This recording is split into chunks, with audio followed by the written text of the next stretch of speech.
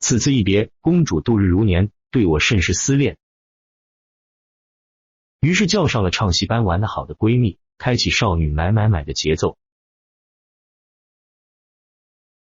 同一时间，我的傻老弟由于经常被父亲看不起，带上小弟在酒楼喝闷酒，却不知死对头穆雷已经盯上他了。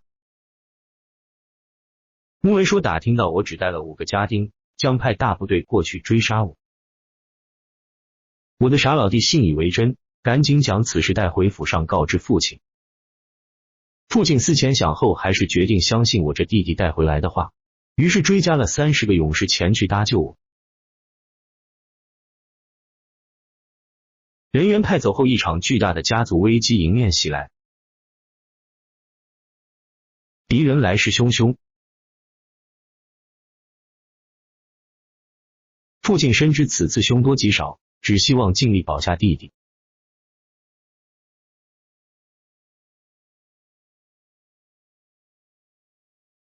最终父亲和弟弟2人被逼到一处墙角，父亲让弟弟钻狗洞出去，自己拼死一战。父亲耗尽最后一丝力气保全弟弟逃跑，最终战死。如需看原画，请下载教母军 APP。